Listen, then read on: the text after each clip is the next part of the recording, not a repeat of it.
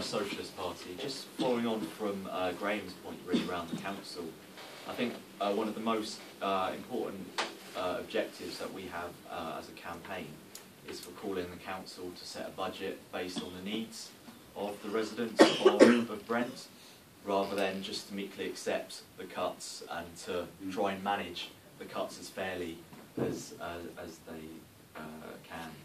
And you know, probably one of the sort of recent, I say recent, in the last 30 years, where a council has actually fought the government, central government, for funding, was in Liverpool Council in the 80s, which is where Militant, who was the forerunner to my party, the Socialist Party, actually played a role. Then they were in the Labour Party, part of the Labour Party, and they fought central government for funding. They fought the Thatcher government by organising trade union groups, community organisations, and really just mobilising the public in a mass campaign. And they did win some victories, and as a result they built, you know, thousands more houses, community centres and schools based on what people actually wanted.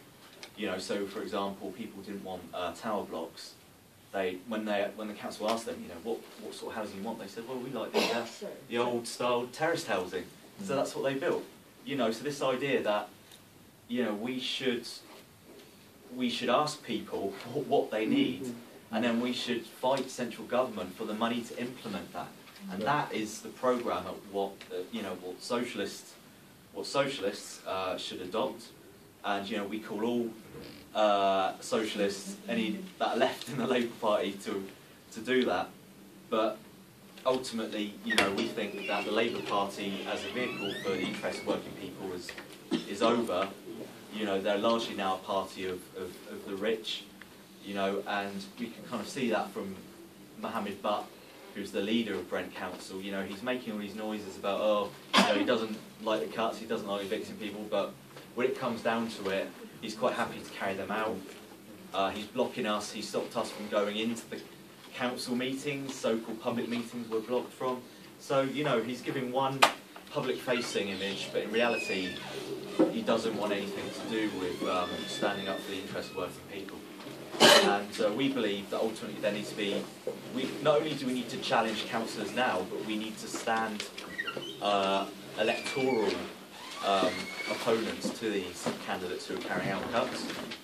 And you know, Socialist Party, we're part of the Trade Unionist and Socialist Coalition, which is an electoral coalition between Socialist Party, Social Workers Party, also unions like the RMT. And I also think generally we need to engage with the unions, because you know, there are people working for the council who really don't want to be carrying out these cuts. You know, they're not bad people.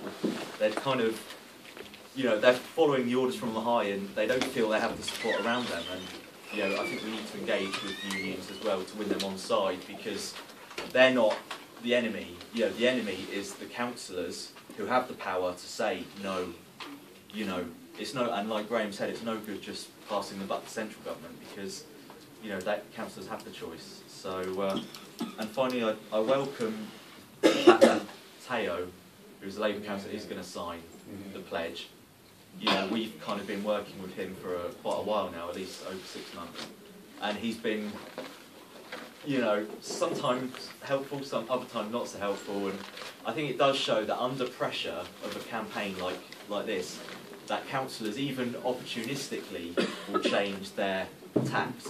You know, and we're seeing, like, nationwide, we're seeing councillors kind of falter a bit. So they've left the Labour Party because they don't want to carry out cuts. You know, in Southampton, where I'm from, 2 Labour councillors, they had to leave the Labour group to vote against cuts because, you know, as Labour, they can't vote against cuts. Same in Stoke-on-Trent as well. A councillor supported by some of the unions there who work for the council has said, you know, I'm not going to vote for these cuts. They've left the Labour Party so they can vote against cuts.